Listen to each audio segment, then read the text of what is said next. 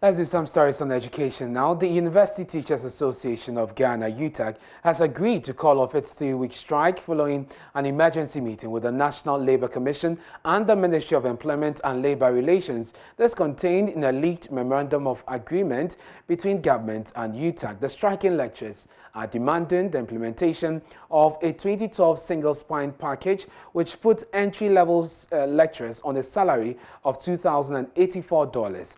In a meeting with UTAC today, the Ministry of Employment and Labour Relations, in conjunction with the National Labour Commission, agreed to discontinue all legal processes against the striking lecturers. The association has released a statement that contains some of its resolutions, and will bring you details on your screens. It says that both parties, that's government and UTAC, agree there's a need to get back to the negotiating table from the week beginning Monday, 23rd August 2021. Point 2 says that a roadmap for negotiation as agreed at previous consultative meetings between government and UTAG, which imposes a 1-month mandatory period beginning 23rd August 2021 for negotiations, shall be signed by both parties. That whilst the Ministry of Employment and Labour Relations, in conjunction with the National Labour Commission, is taking steps to discontinue all legal processes, teachers, the University Teachers Association of Ghana, suit number given there, UTAG will also take steps to suspend the ongoing strike action.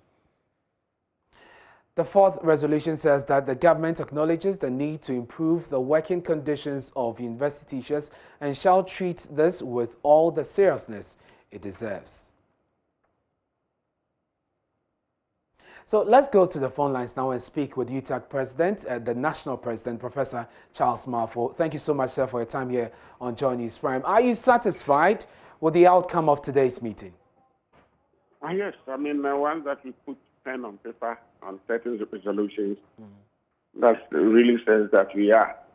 But as you rightly noted the point, things must be done, right? I mean, we have given 30-day mandatory period within which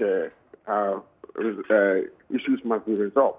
And so we hope that is the case. And you can also realize that we talk about suspension. I've been listening to you and you talk about calling off the strike. I mean, it's very different from we suspended the strike, which is really written in bold places. Okay. So that is what the case is. And so when can we formally expect that you announce the suspension of the strike? How soon? Clearly, as you see written there, steps need to be taken. Just as government also needs to take steps to withdraw all cases. And so we expect those to be done. And so the condition precedent is withdrawing the case in court. The court date, I understand, is tomorrow. And so later tomorrow or the day after, we should have a statement from UTAG. That is, if the condition is met. Exactly. Not really condition precedent per se, but you know, we belong to different constituencies, about 13 universities. Having met government and agreed with this, and one would want to respectfully go to his or her constituency to inform its members, right? And that is why those taking steps was necessary, you know. So that is how it is. And really, technically, if all the things that we've done, because we needed to sit down and talk, so that the conditions of services will be discussed or negotiated. And one notes that just common labor laws, one could not be in negotiations and still be on strike, right? And so there was the need to suspend the strike, and that is what we intend doing. Given the spirit of the negotiation today, the meeting today, I should say, are you confident that the roadmap that has been set for negotiation will be followed? The good thing is that both parties signed to the document, and that really brings some sense of confidence.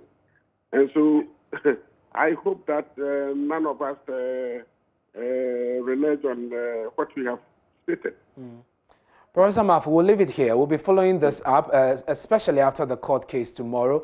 We'll be in court to find out what happens, and then we'll be expecting your statement shortly after. I'm grateful for your time. That's the National President of UTAC, Professor Charles Marfo.